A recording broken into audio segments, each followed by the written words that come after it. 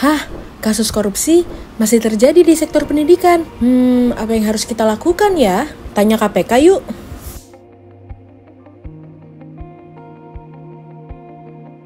Kalau dari kami sebenarnya memang kalau melihat sebuah sistem itu kan memang potensi bolongnya ada lah, ya potensi bolong. Tapi bolongnya sistem itu memang terkait erat dengan value dari orang yang melaksanakan sistemnya gitu.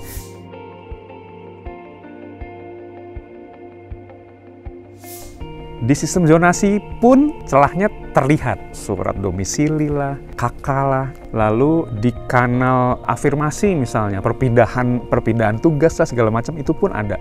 Itu kalau value orangnya nggak kuat-kuat banget menjaga integritasnya, ya itu akan menjadi sasaran tembak dari mereka yang memang terbiasa melakukan atau mencari celah-celah itu gitu. Dari kami memang mengajak untuk semua pihak untuk bisa menahan itu, karena dalam dunia korupsi itu it takes two to tango. Jadi nggak mungkin korupsi itu dilakukan sendirian tanpa ada konsen dari yang diajak gitu. Jadi it takes two to tango. Kemudian ketika salah satunya itu menolak, gagal pasti.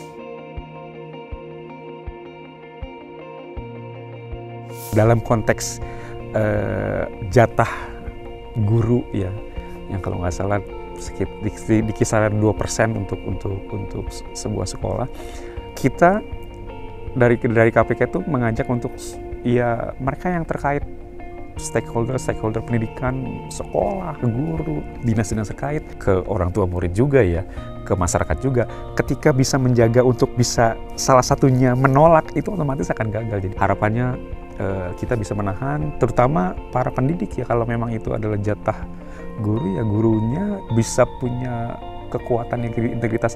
Nggak bisa nih, kan bukan anak saya gitu, atau nggak bisa nih, kan nggak ada hubungan langsung gitu, atau nggak apapun itu ya, untuk menjaga integritas yang secara luas. Ini adalah kita lagi menjaga integritas pendidikan yang mungkin kita kan bisa merasakan Indonesia yang bebas dari tindak pidana korupsi ini ya 30, 50 sampai 100 tahun ke depan.